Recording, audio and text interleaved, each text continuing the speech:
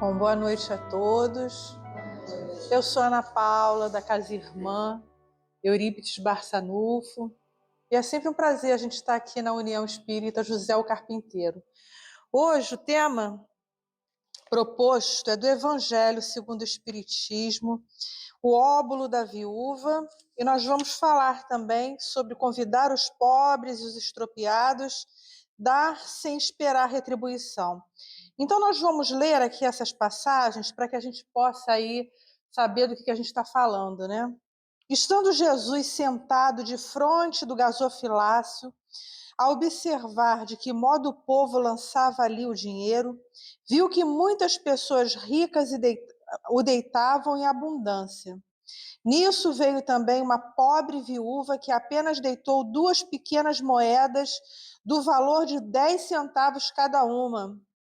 Chamando então seus discípulos, disse-lhes: em verdade vos digo que esta pobre viúva deu muito mais do que todos os que antes puseram suas dádivas no gasofilácio. Por isso que todos os outros deram do que lhes abunda, ao passo que ela deu do que lhe faz falta. Deu mesmo tudo que tinha para o seu sustento. E o outro tema é convidar os pobres e os estropiados, dar sem esperar retribuição. Disse também aquele que o convidara: quando derdes um jantar ou uma ceia, não convideis nem os vossos amigos, nem os vossos irmãos, nem os vossos parentes, nem os vossos vizinhos que forem ricos, para que em seguida não vos convidem a seu turno e assim retribuam o que de vós receberam. Quando derdes um festim, convidai para ele os pobres, os estrupiados, os coxos e os cegos, e sereis ditosos por não terem eles meios de vulo retribuir. Pois isso será retribuído na ressurreição dos justos. Um dos que se achavam à mesa, ouvindo essas palavras, disse-lhe: feliz do que comer do pão no reino de Deus. Então, essa primeira passagem, esse primeiro ensinamento de Jesus, a gente pode tirar aí alguns ensinamentos dessa passagem. Primeiro, falando sobre a mulher, né? Que na época de Jesus não tinha uma posição confortável, como hoje nós ainda não temos essa posição que nós gostaríamos de ter, né? Com os nossos direitos, com os nossos deveres, claro, mas principalmente com os nossos direitos, né? Esse olhar para a mulher como um ser detentor de todas as capacidades em pé de igualdade com o homem, nesse sentido de ter as mesmas capacidades, né, de poder ser produtiva. E naquela época a mulher não tinha essa visão. Hoje nós estamos um pouco melhores, né? Essa visão já está um pouco melhor, mas ainda não estamos em pé de igualdade com os homens. Então a gente vê nessa passagem que há uma mulher. Essa mulher era viúva, era uma outra posição difícil, porque naquela época a viúva, se ela tivesse filhos, ela ficava aí na dependência dos filhos. Se o cunhado a tomasse como esposa, aí ela ficava aí na dependência do cunhado. Mas se ela não tivesse nem filhos, nem um cunhado para tomá-la como esposa, ela ia ficar numa situação aí de penúria, tanto econômica como social. Então essa mulher viúva, ela estava no átrio das mulheres, que era um lugar reservado lá do templo para as mulheres. E tinha lá o gasofilácio. Eram 13 urnas em forma de trombeta que recebiam aí as doações. E essa mulher deu as moedinhas, as únicas moedas que ela tinha. E que iam fazer falta, mesmo sendo as moedas de menor valor econômico, iam fazer muita falta para ela, porque a gente viu que ela estava numa situação difícil, né? Então, ela doou essas 2 moedinhas, as únicas que ela tinha, que iam fazer muita falta para ela. E isso serviu aí de ensinamento Jesus se aproveitou desse momento para, como todos os momentos, né, para extrair aí o ensinamento para todos aqueles ali que tinham essa possibilidade, né, de poder usufruir dessa pedagogia, né, de Jesus. Então a gente vê aí que a gente pode dizer aí que Jesus quis passar para a gente. Claro que a gente pode ter aí tirada aí desses ensinamentos, né, outros estudos, mas a gente vai se concentrar aí na caridade e, além disso, na generosidade. Eu acho que para a gente é o que é importante nós tirarmos desse ensinamento de Jesus, essa generosidade, que é quando você esquece de si mesmo e passa a pensar no outro. É ser generoso, né? Então a gente vai fazer essa abordagem em relação à generosidade, à caridade, mas principalmente sobre a generosidade, né? Eu acredito que tudo que a gente aprende, e a gente está sempre aprendendo, não pensem vocês que a gente chega num determinado momento, nem da vida, nem de idade, que a gente possa dizer assim, não, eu já sei o suficiente, não. A gente está sempre aprendendo, e isso que é importante. A gente está sempre buscando e aberto e receptivo a aprender as coisas. Eu conheci há pouco tempo, e eu acho que e eu estou falando isso porque eu acho que é importante a gente replicar tudo que é bom, né? Às vezes, no final de palestra, assim, às vezes as pessoas vêm conversar comigo e me falam de um livro, eu falo, poxa, eu não conhecia esse livro, né? Me trazem informações, e isso vai acrescentando, aí já na próxima palestra eu já pego aquilo ali. Então, isso é extremamente importante.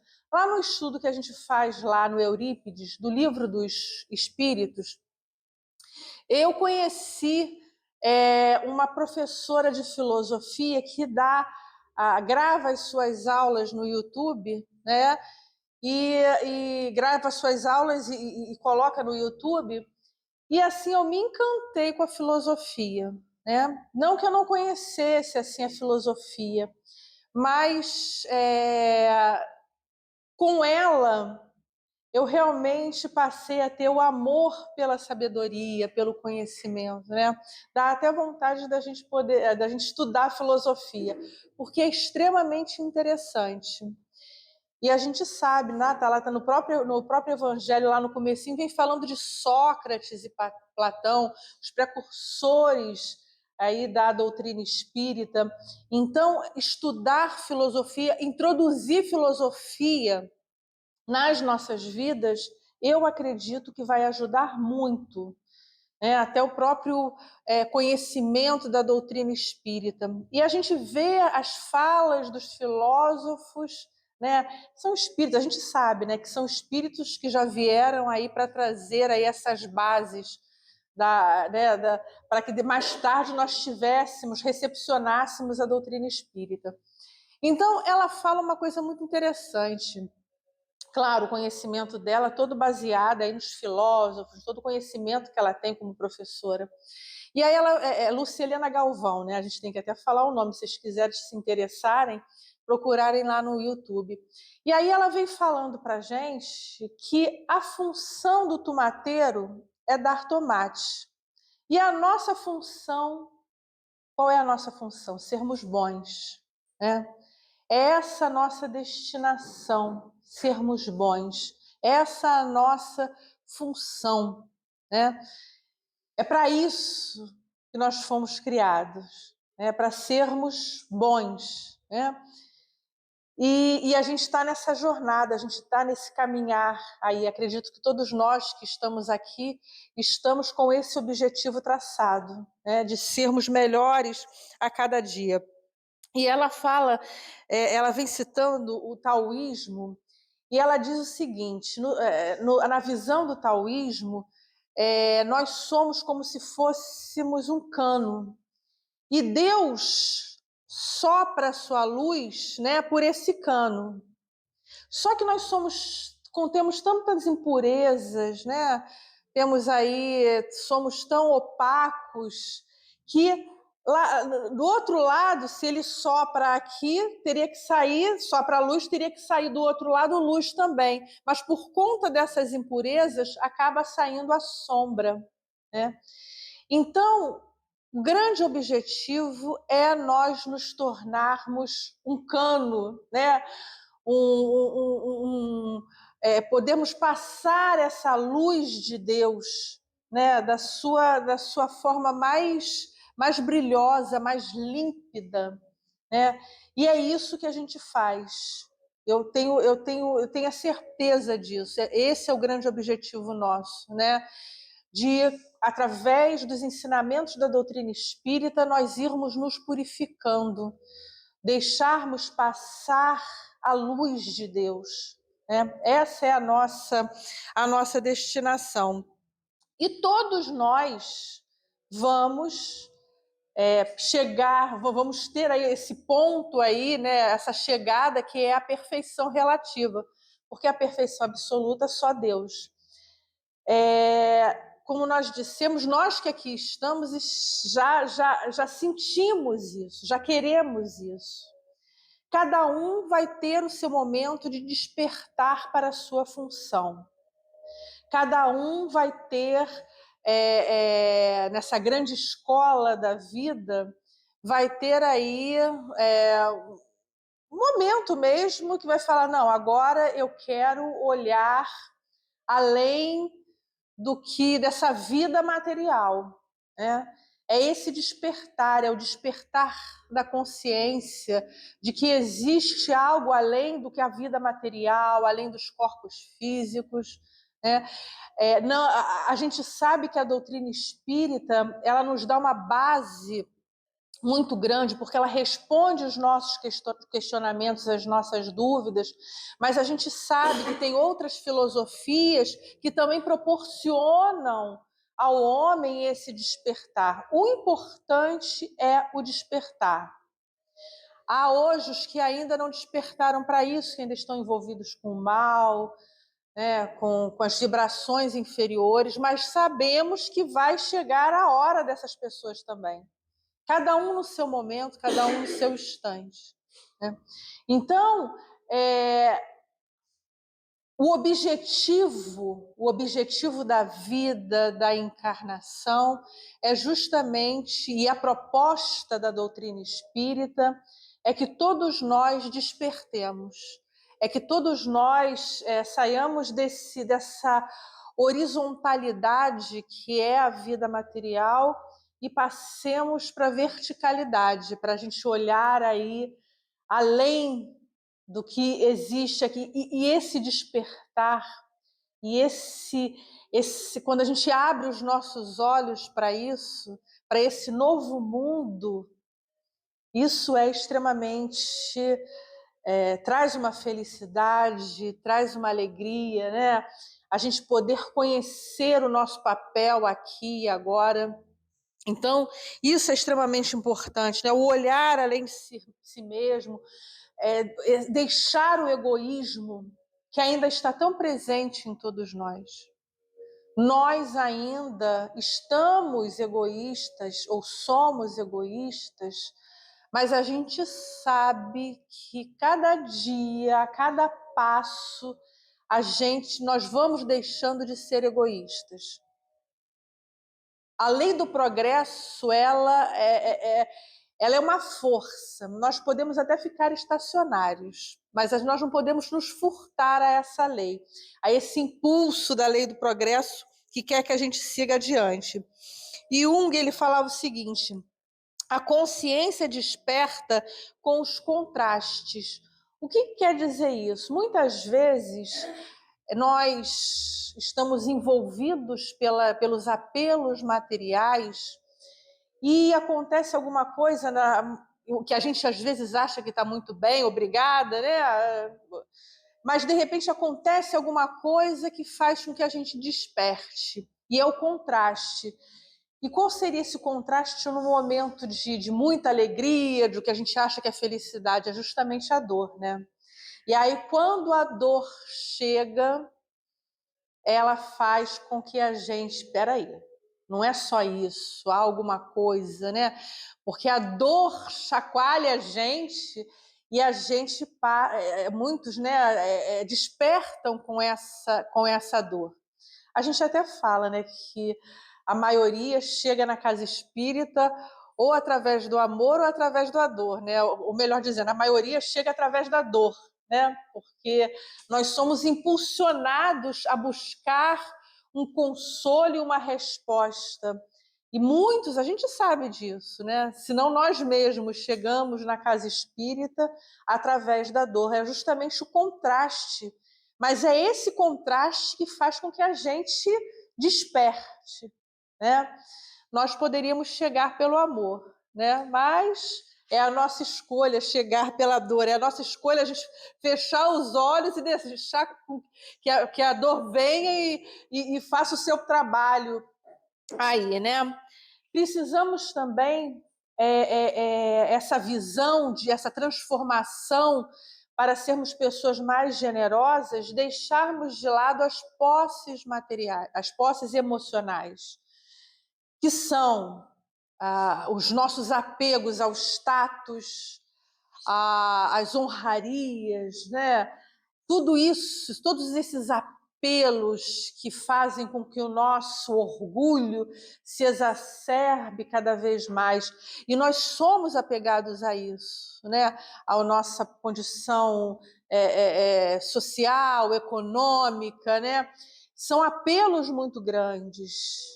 E a gente, às vezes, fala de se livrar aí de os bens materiais e esquece de nós nos livrarmos dessas posses emocionais, que são como os grilhões mesmo, que nos prendem, né, nos impedem de seguirmos adiante, né? Criarmos o hábito da generosidade, termos um ato de generosidade diário. Isso é extremamente importante, nós nos habituarmos com o bem, com a generosidade, introduzirmos, porque nós precisamos disso, nós ainda precisamos dessa educação, ela precisa ser assim, né? A gente precisa ter aí uma coisa que nos impulsione, até que as nossas ações no bem, elas sejam aí naturais. Mas até que isso aconteça, nós precisamos aí ter uma mão firme, né? E muitas vezes somos nós mesmos que precisamos domar as nossas más tendências e cultivar as boas, né? Nos habituando a isso, nos habituando ao bem. Um ato de generosidade por dia. Nós vamos dar os exemplos aí do que a gente pode fazer para nos tornarmos pessoas generosas. No segundo estudo de hoje, vem falar do Evangelho, vem falando, né? Convidar os pobres e estrupiados, dar sem esperar retribuição. O que é isso? Se complementa justamente essa passagem do óbolo da viúva. Nós não podemos fazer da generosidade um investimento. Eu não posso ser generosa pensando no que o outro vai me dar em troca. E nós somos assim, né? Por isso que a gente reclama tanto da ingratidão dos outros. Porque a gente está fazendo e esperando que o outro retribua. A gente dá um sorriso e espera que o outro retribua o sorriso. Se o outro não retribuir, um exemplo, né? Eu passo e dou um sorriso, uma pessoa do trabalho. Aí eu chego e um funcionário, um colega, enfim, eu passo e dou um sorriso. Essa pessoa não retribui o sorriso. No dia seguinte, eu vou sorrir de novo? Será que eu vou sorrir? Ou a gente vai pensar assim, nem sorrir, nem cumprimento, não é assim que a gente fala? A pessoa nem cumprimenta, nós somos ainda assim, né? Aí a gente fala assim, não vou mais cumprimentar não, porque a pessoa nem cumprimenta. Às vezes, a gente está morando agora em apartamento, né? Acontece isso, né? Elevador e tudo, a pessoa, mas aconteceu isso comigo, né? E eu pensei nisso, né? Porque nós ainda temos essas dificuldades. Eu passei, cumprimentei e a pessoa, sabe, fingiu que não me viu, né?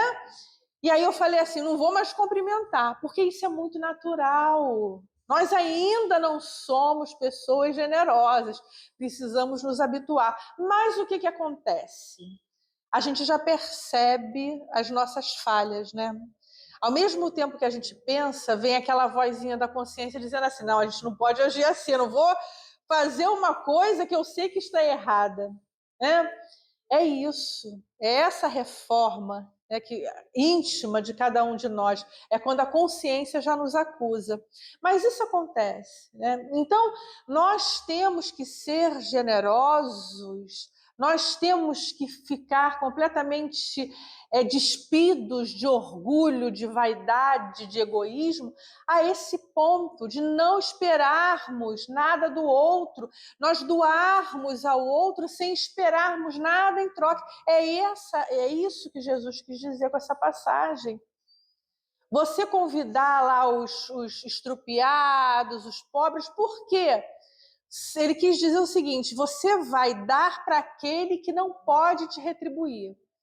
Não adianta você querer, porque não vai conseguir retribuição. E sermos felizes só pelo simples fato de fazermos, de doarmos, de sermos generosos, isso já seria o bastante.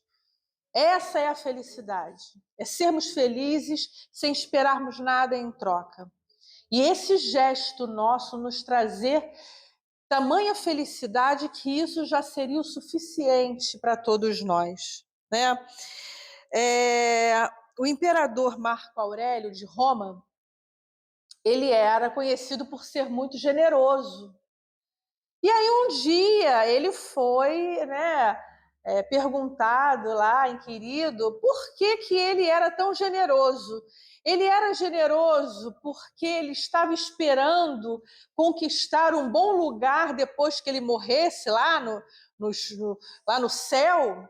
Mas e se não existisse céu? Aí ele respondeu o seguinte, bem, se realmente existir um céu, um bom lugar, eu preciso ser generoso agora, ser bom agora, para conquistar esse lugar. E se não existir esse lugar, não tem problema, porque aí essa vida agora é minha única oportunidade de fazer o bem. Então, é fazer o bem sem esperar nada.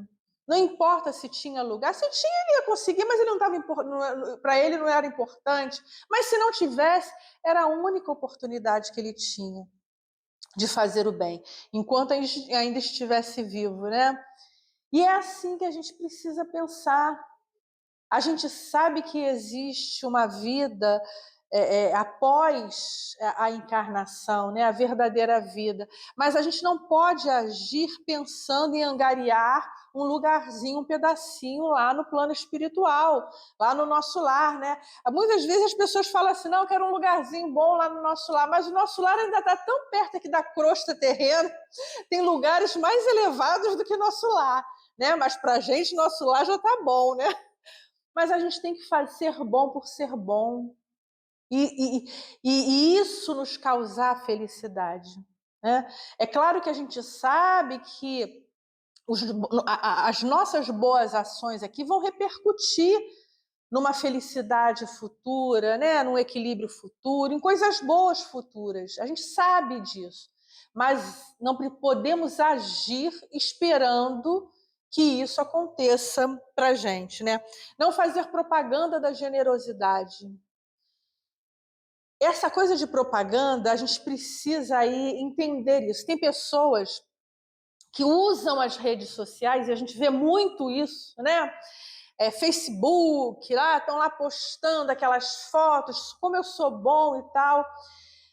Agora, se a pessoa está usando uma rede social para impulsionar, para ser exemplo de bem, isso é válido, né? A gente vê tantas pessoas aí, puxa, vamos fazer uma campanha, vamos impulsionar, ou, né? Quer dizer, a pessoa está imbuída, o desejo da pessoa, o real desejo é fazer com que aquela campanha ou aquele bem comova e mova, né? Desperte as pessoas para o bem. Isso é uma coisa. Agora, você fazer propaganda de, como eu sou bom, olha aqui como é que eu estou fazendo bem. E a gente vê muito isso, né? As coisas armadas, o bem que é armado, que não é bem, né? A generosidade armada, você faz ali, arma alguma coisa, uma situação para dizer como é bonzinho e tal. E não é uma coisa genuína, né? Então a gente precisa ter muito cuidado naquilo, não é que nós estejamos impedidos, mas qual a nossa real intenção quando a gente divulga isso, quando a gente propaga esse bem aí, né, para as pessoas. Porque, assim, o mal ele é divulgado. Por que não divulgar? Exatamente. Mas aqui dizem, né, que o bem é tímido, né? E o mal é que faz o estardalhaço, né? Mas não pode ser assim, né? Então é o que a gente está falando, divulgar o bem para que você possa servir de exemplo, estimular as pessoas ao bem, isso é uma coisa. Agora, aquele que divulga para dizer o quanto eu sou bonzinho, né? É uma falsa bondade. Então a gente precisa discernir aí, fazer essa diferenciação dessa propagação, né? Propagar o que realmente seja bom, o que seja o bem, né? E não quando os nossos atos de generosidade também não podem ser medidos, a gente fazer essa medição, né? Se a pessoa merece ou não. Eu vou ver se o outro tem merecimento.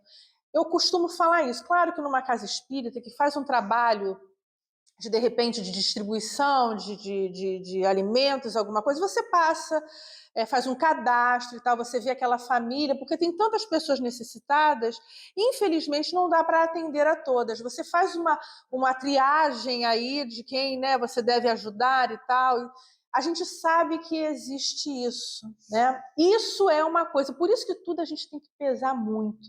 Né? Tudo a gente tem que passar pelo crivo, né, da razão, pensar, né, equilibrar isso daí. Peraí, isso é uma coisa. Outra coisa é você falar assim, não, eu não vou fazer aquele bem para aquele dali não merece. Não, entendeu? Você ficar cerceando ou limitando o bem porque você acha que o outro, passando apenas pelo seu crivo, não merece, não. Né? Às vezes acontece isso, você recebe uma roupa, vamos supor, recebe uma roupa de uma loja, uma roupa de criança, de uma loja, né, que tem roupas de criança chiques, né, caras, de grife. Aí você fala assim, não, eu não vou dar para essa criancinha aqui, não, porque essa criancinha aqui vai sujar, ela não merece receber isso aqui, não. Vocês conseguem entender isso? A gente ficar limitando, né? Ou achando que a gente pode, por que o outro não merece? Né? A gente dá e não importa. E eu estou falando isso baseado em fatos reais, tá? A gente não tem que ficar pensando o que eu dou. Tem gente que assim, dá, mas fulano está fazendo isso com o que eu dei. Não importa, você deu. Deu, tá dado. Não é isso? Deu, tá dado. Ah, não, mas você está usando isso. Aí acontece muito com roupa, né? Você está usando, te dei isso daí, mas isso é para sair. Você não pode, não é isso? Eu sou da época que a gente tinha roupa para sair, roupa para andar em casa, né? Então mas a gente quer fazer isso com o outro que a gente doou. Né? Isso é apenas um exemplo para a gente refletir aí. E aí, como outros exemplos, né, de generosidade, né, do como a gente pode contribuir aí com o bem-estar do outro. Nós sabemos que existe a caridade material e a caridade moral. Falando de caridade material, é claro e evidente que tem pessoas que precisam comer, precisam vestir, precisam de um abrigo, de uma casa. Hoje aqui, infelizmente, a população de rua aqui na Taquara está assim uma coisa. A cada dia, a gente passa por ali, a cada dia aumenta o número de pessoas que estão na rua. E agora com frio e tudo, quer dizer, não é... Gente, a gente tem uma casinha que tem um lugar para dormir, que tem, né? Aí a gente imagina aquelas pessoas ali. Eu me imagino logo, né? É o que, dentre tantas dificuldades, mas uma coisa que passa na minha cabeça é você estar sujeito a passar uma barata, um rato, não é? Isso, olha, só de falar isso eu já estou até arrepiada. Só de pensar isso. Outras dificuldades, você não poder tomar um banho, né? É muito ruim. Então, se nós podemos amenizar as dores do outro, que façamos. Ah, mas eu só posso dar 1 quilo de alimento. Então dê. É o mínimo. A gente fica querendo, não, porque fulano deu tanto, eu tenho que dar. A gente fica achando que a gente pode dar. Até no trabalho da casa espírita, né? A gente fica assim, não, eu quero um trabalho que seja bem, que me. Aí, aquele que massageie o ego, o orgulho, né? Que você seja destaque. A gente quer muito isso. Estou me incluindo, nós somos assim. Ainda somos aprendizes nisso, ainda temos muitas dificuldades, gente. A gente está falando aqui, mas estamos nos incluindo porque são nossas dificuldades, nossos apegos. Somos seres em construção, não somos acabados. Estamos no caminho, mas ainda temos muitos vícios morais, muitas dificuldades. Quantas vezes a gente fala alguma coisa e tudo, a gente fala assim, puxa, né? E ainda mais hoje em dia que tudo é gravado, né? Ai, meu Deus, será que alguém gravou e tudo, né? Porque a gente acha que, ainda mais que a gente está aqui, nessa posição aqui, nós não somos perfeitos. Nós temos muitas dificuldades, temos muito que aprender. A única coisa que a gente quer muito é ser melhor. Esse é o grande objetivo. Sermos pessoas melhores, termos menos vícios do que temos hoje, amanhã termos menos do que temos hoje. Mas estamos aí a caminho. E aí é interessante, nós nessa avaliação, né, da parábola, da passagem do óbolo da viúva, Jesus, em nenhuma que a gente pensa assim, puxa, então a viúva pobre deu e as doações dos ricos são sem importância. Não, Jesus não falou isso. Ele disse que a mulher viúva estava dando muito mais porque era o que ia faltar a ela. Mas ele não disse que... De coração, exatamente. O rico estava dando do que estava lhe sobrando, mas Jesus não falou que era sem importância. Ele não falou, não, o rico não pode doar. Não foi isso. A gente precisa interpretar, tirar essas ilações desses ensinamentos de Jesus. Tanto é que a gente sabe que os espíritos nos dizem que você passar pela prova de riqueza, ela é bem difícil, porque nós somos detentores de uma riqueza que não é nossa. Se a gente tem essa possibilidade, é para que a gente faça bom uso dessa riqueza. A gente pode usar com a gente? Pode. Não há problema nenhum se você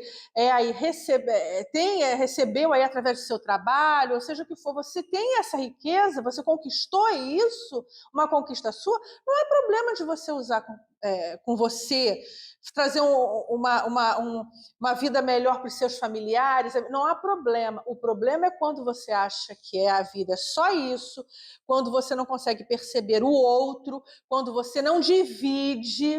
Então, esses males que são quando você exacerba a soberba, o orgulho, né? Aí você posta na rede social, olha como eu sou rico, entendeu?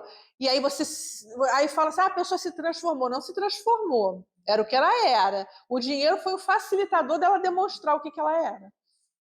Né? Então, a riqueza não é má, ela é um compromisso muito difícil, mais difícil que a pobreza, dizem os espíritos, mas ela não é má quando a gente faz um bom uso. Aí muitos falam assim, eu queria tanto ser rico para poder ajudar, não posso ajudar porque eu queria muito ser rico. Será que se nós tivéssemos riqueza, a gente ia ganhei na loteria, pegar tudo e ia dar para uma casa espírita? Ou a gente vai falar assim, não, eu vou ficar com um pouquinho para mim, vou dividir. Aí depois a gente começa a divisão, 10 milhões. Aí a gente fala, não, eu vou dar 9 e vou ficar com 1 milhão. Depois a gente, não, eu vou ficar com 2. Aí a gente já vai, né? Será que nós seríamos tão generosos assim, se a gente quer riqueza só para doar? Será que isso iria realmente acontecer? E outra coisa, a falta de dinheiro não é desculpa para a gente não ajudar, é porque a gente acha a gente não sabe dividir, né? A gente acha que a gente precisamos nos resguardar, não. Olha, se a gente tem, é por isso que os ensinamentos de Jesus são preciosos, né? O que quer dizer? Quando você tem um pão, divide. Vai aplacar um pouco a tua fome, talvez você tivesse uma fome de um pão inteiro. Eu entendo isso. Mas você comendo a metade, o outra metade, não dá uma amenizada, não dá uma basezinha, um conforto no estômago? É isso. Mas nós temos uma mania, e tem um ditado que a gente não usa mais, mas a gente já ouviu em algum momento, que é farinha pouca, meu pirão primeiro. Não é isso? Ouve ainda muito, né? Não é isso? Quer dizer, porque a gente quer, não, tem que ser. E eu já vi isso, entendeu? A gente vê muito isso, as pessoas. E é engraçado, às vezes as pessoas. E isso não é de classe social, né? As pessoas têm essa dificuldade. Não, eu tenho que ser para mim, não, pode me faltar amanhã, não vou dar para o outro, não vou dividir. A gente vê isso. Infelizmente, a gente vê essa dificuldade que nós temos de dividir o pouco que a gente tem. Então, não é desculpa ter pouco, né? Se você não tem nada, tudo bem, mas se você tem pouco, e a gente sabe que são pessoas generosas que passam por tremenda dificuldade, às vezes conseguem um alimento, uma coisa, não vou dividir com fulano e tal, é isso, é dividir, né? A gente tem essa dificuldade. E, para fechar, a generosidade moral tão esquecida de nós. A gente está falando da material, que é necessária, mas há outra que talvez seja a que não precise de nada, só da nossa boa vontade, que é a generosidade moral, que é nos suportarmos uns aos outros. E os espíritos falam suportar, porque eles sabem quão difícil é os relacionamentos humanos. O quão difícil é nós lidarmos com as imperfeições do outro. É um trabalho, é nos habituarmos a isso, a nos suportarmos. Isso é um trabalho de generosidade, quando a gente suporta, nós nos suportamos, né? As palavras zombeteiras, o sorriso de desdém, não desprezar ninguém, não achar que fulano é inferior a mim, né? Cuidar com as nossas palavras, com os nossos gestos, né? É o BIP ensinado por Jesus, benevolência para com todos, indulgência para as imperfeições alheias e perdão das ofensas, perdoar os outros, perdoar a nós mesmos quando erramos, levantarmos e seguirmos adiante. Nós temos o nosso livre-arbítrio, nós temos a nossa vontade. A gente ainda está caindo, a gente ainda vai cair, mas refletirmos em relação às nossas quedas, para que amanhã a gente cometa menos erros do que a gente cometeu hoje. Não é fácil, gente, né? Não há uma regra, não há, né, olha, vai ser assim, uma didática, façam isso, né? Olha, eu vou te dar tudo prontinho, né? Não há alguma coisa pronta, uma receita, exatamente, essa palavra, não há uma receita. Cada um é cada um tem as suas dificuldades, tem o seu momento, mas o importante é estarmos dispostos a isso, sabendo que ainda vamos cometer os nossos deslizes, né? A caridade é muito mais que esmola. Ser caridoso é ser profundamente humano. Isso é Humberto de Campos que fala para a gente no livro Lázaro de Redivivo. Sermos humanos com as dificuldades do outro. O que a gente vê de agressão em rede social não é fácil. Eu fico horrorizada em agressões, porque você está atrás de um celular ou de um computador e alguém posta uma coisa, um bolo. Ah, meu primeiro bolo, olha aqui. Tem alguém para te depreciar, para te rebaixar, para falar palavras tão duras. E eu me pergunto, para quê? Qual o objetivo disso? A gente está dando um exemplo, porque há coisas muito mais duras e muito mais feias que a gente vê aí, principalmente nas redes sociais. Saber ouvir. Quantas pessoas que precisam apenas dos nossos ouvidos. Que a gente ouça as lamentações do outro, as conversas. Às vezes tem gente que não tem com quem conversar. Sermos o ouvido, sermos otimistas, levarmos o nosso otimismo para o outro, mesmo que as coisas não estejam muito boas lá para a gente, entendeu? Mas a gente buscar ser otimista para o outro. Aí, nesse momento, levar esses ensinamentos da doutrina espírita, porque estão embasados, não são palavras vazias, estão embasados no conhecimento que a gente tem, de que nada, que tudo passa, que nada é eterno, que a gente tem uma outra vida depois dessa vida e vamos ter outras encarnações. É levar isso com sabedoria, com simplicidade, tocando o coração das pessoas e sempre não com o objetivo de fazer proselitismo da doutrina, mas de trazer um consolo, sermos pontuais. Olha aí, interessante isso, ser generoso é ser pontual. Eurípides Barçanufo era pontualíssimo. Ele tinha essa preocupação porque ele não queria deixar ninguém esperando. Ele achava isso um desrespeito, uma falta de educação, você deixar o outro esperando. E como nós esperamos, rapidinho, só um instantinho, sem pressa e tudo, marcou tal hora e não... Acontecem os imprevistos, Mas há pessoas que são naturalmente assim, são impontuais, E aí, dar a oportunidade do outro ser generoso com você. Isso é extremamente importante. A gente dá a oportunidade do outro ser generoso. Às vezes o outro precisa ser generoso. E a gente fala, não quero não precisa.